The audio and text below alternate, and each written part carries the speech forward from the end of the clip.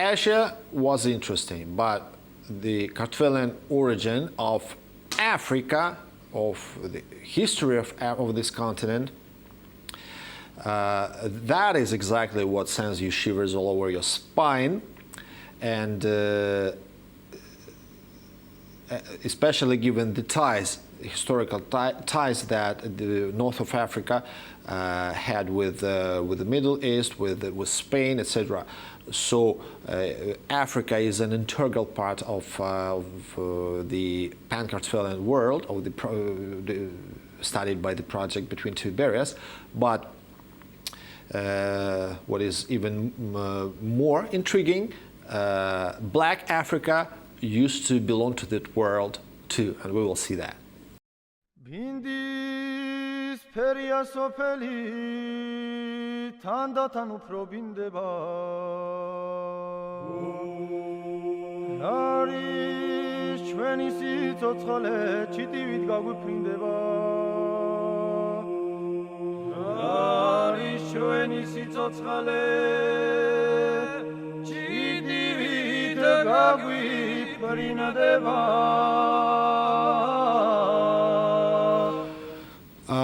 There's such an interesting chain, dog chain.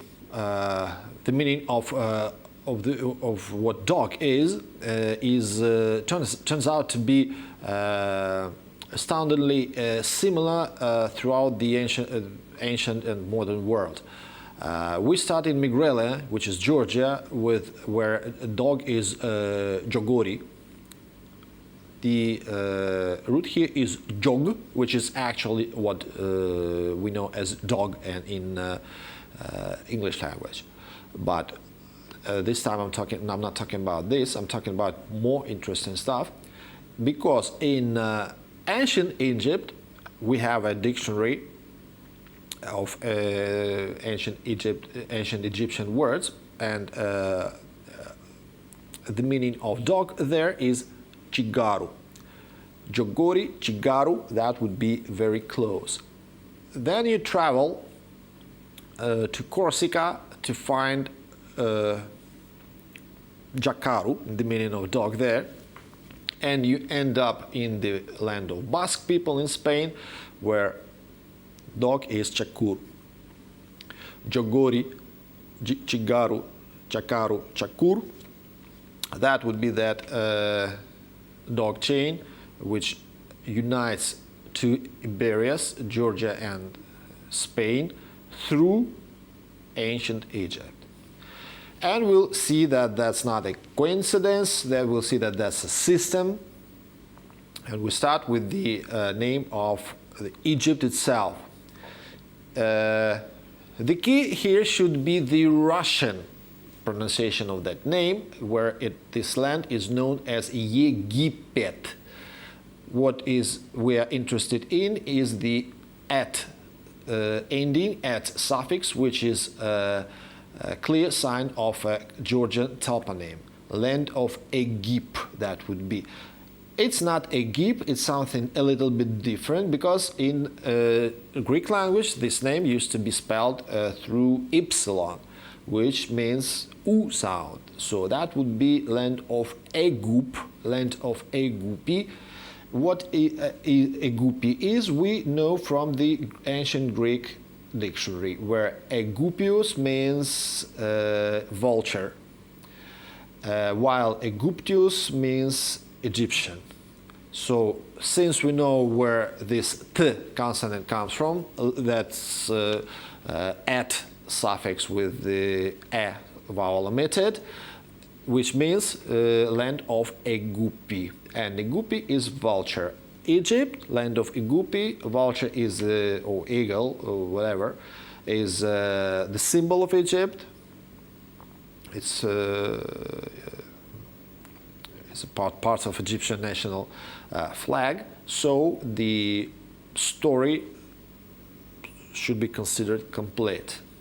Land of vulture, interpreted only from Kartvelian point of view. Ptolemy gives us a beautiful toponym of Sakolka in the modern Sudan, next to the famous archaeological site of Meroe. And please pay your attention to the fact that in the written part of his atlas, he mentions the same toponym a little bit differently. That would be Sakolha, not Sakolka.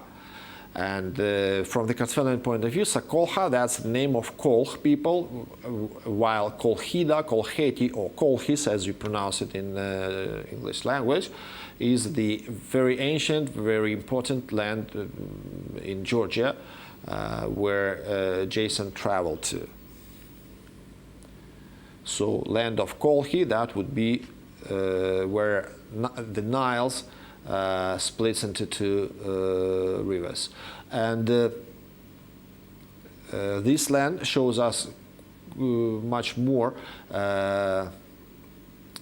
Kartvelian, clear Kartvelian toponyms. For example, very close to Sakolha on the same map of Ptolemy, you will find another toponym of Satahta. Satahta, that would be land of Tahta from Kartvelian point of view. And Tahti in Georgian, among other things, means throne, king throne. So that would be the land of throne. And you also should remember the account of Herodotus, who told us that the warriors of the king Sesostris, Pharaoh Sesostris,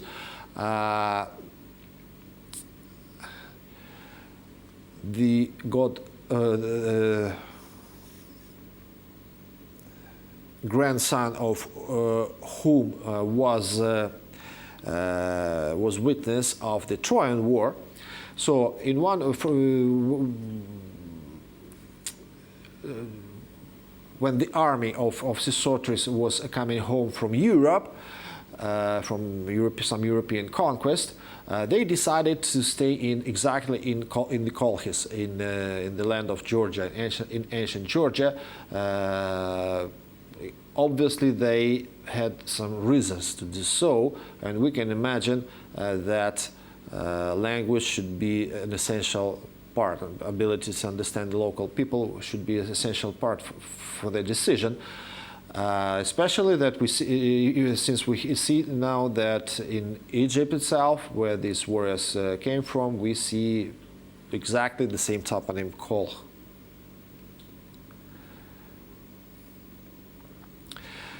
Aswan, famous Egyptian city of Aswan, used to be known as Swenet in ancient Egyptian. You can see that here. First of all, you see that it has no starting A, and we understand that it's exactly the case where it is definite article. And Swenet, in its turn, is land of it's Swaneti, and actually that the same as Svaneti, modern Svaneti in Georgia, land of swans. So we see that Swan people used to know, used to live in ancient Egypt. They are not only relatives to old Scandinavian people, in particular people from the Iceland. They also relatives to ancient Egyptian people, and they used to live there. On the map of Ptolemy, you see the old Aswan as Swene, and at the same time, on another bank on the line of the Niles, the same place, we see a city of Potis, which is exactly the same name as the name of ancient Georgian city of Potis, where the modern Poti is today. So Aswan, that would be another Kartvelian place in ancient Egypt. Also, Herodotus tells us about some Patarbemis Egyptian who has a remarkably Georgian name. Patara meaning little, small in Georgian, and Bemi, well, actually Bemi means the same as Bemoni, that would be pulpit. It may be it, but also I'm sorry to say that, but I did find it somewhere that the Georgian word bemi also used to mean rank, position. So that would be person of low position, low rank. Nevertheless, it starts with patar, patara being clearly Kartvelian word.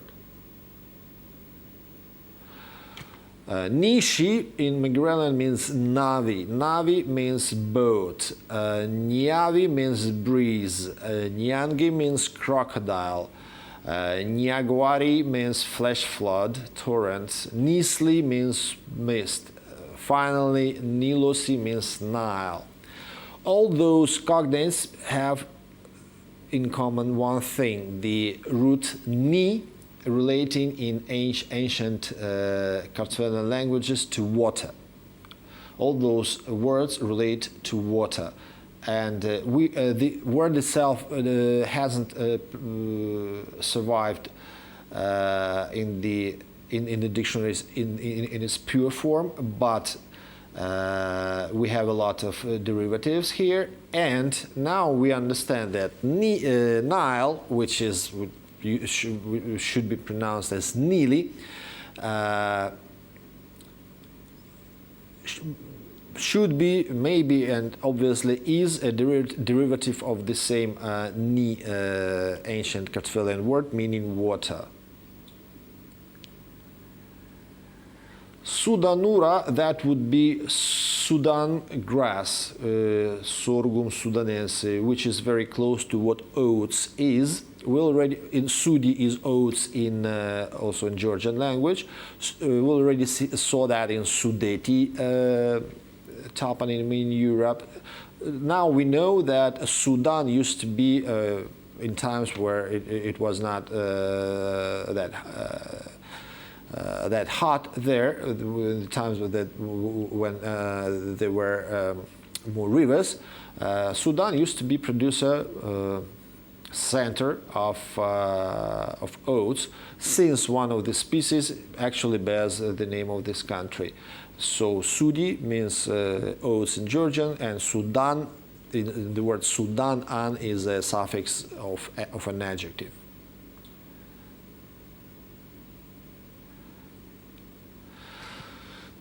What about the word Africa itself? First of all, it ends with the same. It has the same ending that, for example, Lazika, toponym in Georgia, land of Laz.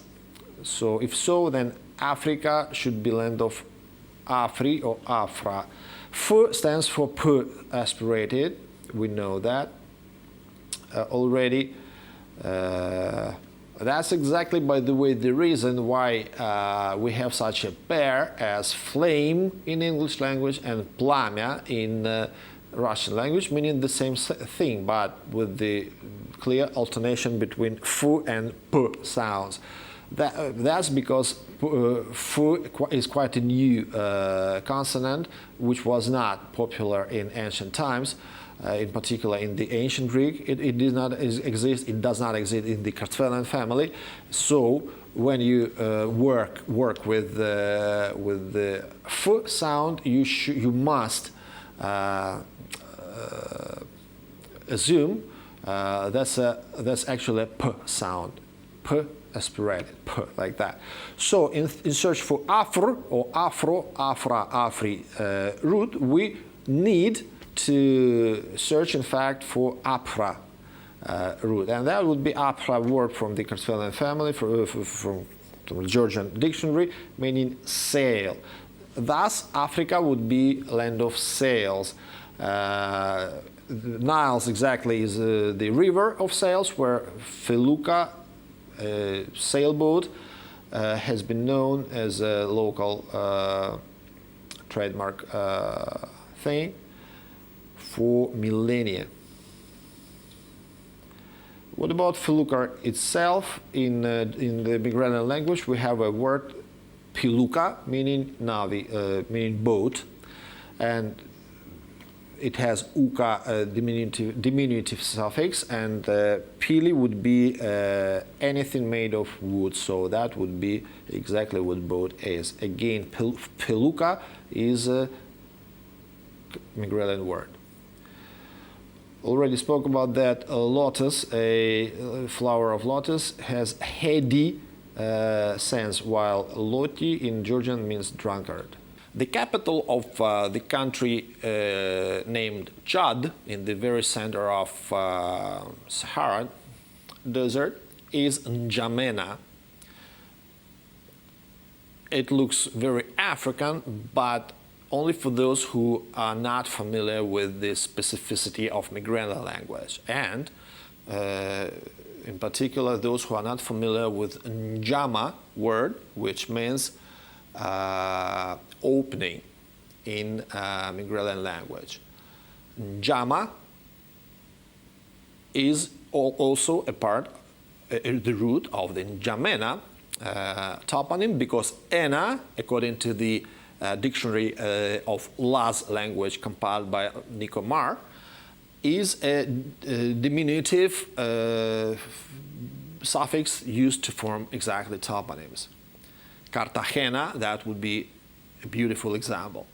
So N'Djamena means small opening or small open space, and exactly N'Djamena may have been called like that because it's situated on a plain. As for Chad itself, it may be the same root as in the word chado, Georgian word chado, that means fern. Today you are not likely to find much fern there, but in old times, when the Lake Chad used to be much bigger than it is today, it was very likely that you could find a lot of fern there. You can find it there even today, but in much smaller quantities. Okay, I don't insist on Chad, but N'Djamena, that's a clearly Migrelan toponym. Garamantes, ancient Libyan people, they clearly bear the Migrelan root garami, meaning chasm abyss, and they are known to have lived in the such mountains as you see on that picture. That exactly the capital of the ancient land Germa used to bear this name. And also, you don't forget about the parallel with the name of Crimea, mentioned in the primary chronicle as Garmati Tauriani. Garmati, that would be exactly the same Migrelan toponym, land of abysses, chasms and abysses. So Garamantes and Crimea are two cognates through Georgian language.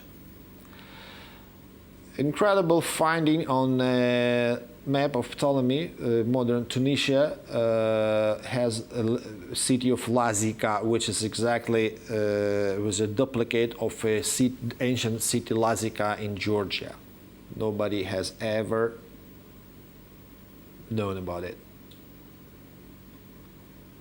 And Tunisia is a land of Berbers, a land of Kabyles, ancient Libyans who used to look like that. Totally Europeans with the very white skin and hair with the color not black enough to consider them, to compare them with the modern Libyans. In Hebrew language, Libyan means Libyans is Lubim, which shows us once again it shows us the Lub tribe name, which is equals, as we already know, to Laz, which equals to Kartvelian, and we'll talk about that later. Ibn Khordadbeh, an Arabian traveler and historian, when he gave us the list of Berberian tribes. Among them, he mentions Zanata, Luvata, and Muzata. Zan, if you don't know, Zan, that's another name for Laz people. So Zanata, Zanati, Zaneti, that would be, from the Kartvelian point of view, will be land of Laz people. We have just seen Lazika in Tunisia, so that's not a coincidence. Lubata, that would be again land of Lubi. Libya used to be Lubia, which again land of Laz people, because Lub equals to Laz. We will see that. And finally Muzata, that would be land of Muz or Muzi people, and we have Muzia in Minor Asia, a land that has always been known as Mysia for some unclear reasons, because it's spelled again with the Greek ypsilon, which means U sound, not E sound. So, and we see the presence of these same people in North Africa. Kabyle people from Algeria, in fact, are spelled also through ypsilon, which means U. That would be Kabuli, a totally Kartvelian adjective, meaning coming from Kaba. Noun, Kaba means dress. And Kabyle people, Kabyle women, are known for their extremely beautiful and fancy dresses. Very close to Ukrainian, by the way. Berbers are known as, locally known as, call themselves Amazigh. Amazigh, if you want, you can split it into Kartvelian morphemes as well, with A being article and mas being the root. So Amaz, that will be the same Amazigh, and Amazon, that would be two words having the same, bearing the same root. While ig is quite a popular suffix, meaning being a demonstrative pronoun and again a definite article. So Amazigh may be interpreted as the beautiful from the Kartvelian point of view. The Algiers country is known as Spain. In Spain, in Spanish language, is known as Argelia, and we have all the reasons to consider it the correct version of the name of that country, because it sounds and seems very Kartvelian, very Georgian, being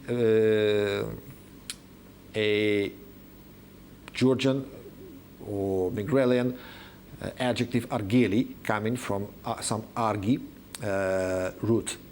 Arha means no longer, not anymore. It's an adverb in outdated adverb in Georgian language.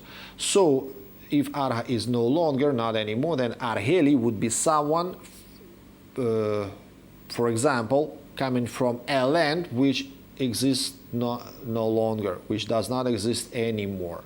So a little bit difficult, but still logical explication. Or argia, bearing the same root argi, in Georgian language means being of use to somebody. So argeli from this point of view is simply useful, a useful person. Argelia would be land of useful persons or useful things.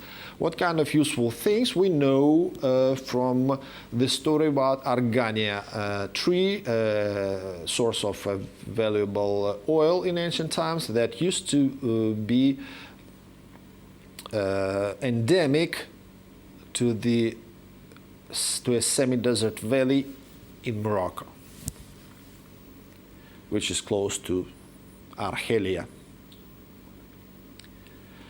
And Algerian names remarkably have Laz and Swan, more Laz than Swan, but definitely Laz ending she. We already spoke about those she ending surnames in Hungary, in Albania, and now it's Algeria. Shaushi, Hanashi, Kwashi, Kurishila, Shimerakshi, Zemushila, Mushi, Gueshi, Harashi. So note please that you do not have a right to call them Arabic, because they are typical exactly for North Africa, not for all the Arabic world. So, and they are Laz, because Laz surnames, you know that, you should know that the typical Laz surnames end with shi, like Tugushi, Halwashi. Hare or Are in Basque language is sand, as we already know. If you add to it the Georgian toponymic prefix sa in order to make a toponym land of sand, you will have Sahare. Sahare, actually Sahara. Gvini means jaundice in Georgian language, used to mean jaundice, while Guinea, spelled spelled as Guinea, so that would be its Latin transliteration, clearly bearing the same root that the Georgian word Gvini, is the border of the zone after which yellow fever starts in Africa. So Guinea, Guinea, Guinea, that would be the same word, meaning related to being jaundice initially, and related to jaundice through the concept of yellow fever. Nigri, Nigeria, Niger, etc. And finally, the Spanish word negro may come from the Georgian word nihri, meaning flat. It means flat part of an instrument, like an axe, for example, and also meaning flat, animal slip nose, which is flat, as we know. And flat noses are something what African nations are maybe known for. It's one of those. It's one of their typical features. Flat nose. Well, the African noses are flatter than noses are of, say, European people, and that might be remarkable for people who might want to associate African people with this feature, specific feature of them, which says nothing bad about them. Flat noses are maybe and are in many cases as beautiful as anything else, or more beautiful than non-flat noses. So we see that the word nihri, niher, Niger, negro, etc. Initially didn't have anything bad. So now people don't like it. It's considered to be pejorative, but we have a right to think that it was not so initially. Gambia, very black Africa. They have a village called Sanyang, which from the Georgian point of view is a land of crocodiles, because Nyangi is a crocodile. Sanyang would be where crocodiles are. As I already told you, Tskeni horse, Satskene, that's a village, there is such a village with such name, land of horses. Sanyore, land of garlic. Sabue, land of owls, etc. So that would be a land of crocodiles, and we know that Gambia is quite a land of crocodiles. They have a museum and crocodile pool in particular there. Zanjabili, that would be ginger, the root will be Zanjab. Zanzibar, that would be land of Zanzib. Zanjab and Zanzib would be something very similar, especially given that Zanzibar is the well-known place for ginger. They have even a species of their own, Zanzibar ginger. R, that would be swan, ending in that case. Congo. First of all, they have their Luba tribe, which corresponds totally to that Pan-Kartvelian nation of Lub that used to live all over the ancient world and speak their Georgian Kartvelian language family, from Portugal to North India and from Baltic states to, as we see to Congo. Is it a coincidence? You may claim it's a coincidence, Luba people in Congo.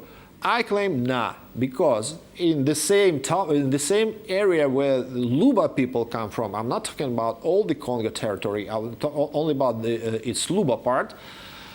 We have Bumba, Demba, Ituri, Kamina, Kangela, Kasai, Lomami, Lulu, Almoba, and Pangi toponyms. In most cases, those are names of villages, which find themselves as roots for really existing Georgian surnames. Bumba, that would be Bumbadze, Demba, Dembashvili, Ituri, Ituridze, Kamina, Kaminashvili, Kangela, Kangeladze, Kasai, Kasaidze, Lomami, quite a rare thing. Word Lomamidze, Lulua, Luluashvili, Moba, Mobadze, Pangi, Pangishvili. Coincidence? I don't think so. And I can't argument that. Madagascar, that would be Swan ending, toponymic ending, land of Madagascar. Ski, that would be, that we already know, a genitive suffix coming from skili, meaning son or descendant of the root. So the root to analyze would be Madaga. And Madaga is found very easily in the word Madahali in the Migrelian dictionary. So Madahali, that's an adjective made out of Madaha, and Madahali means the same as Mdahavi. Mdahavi in the Georgian language means branding with hot iron.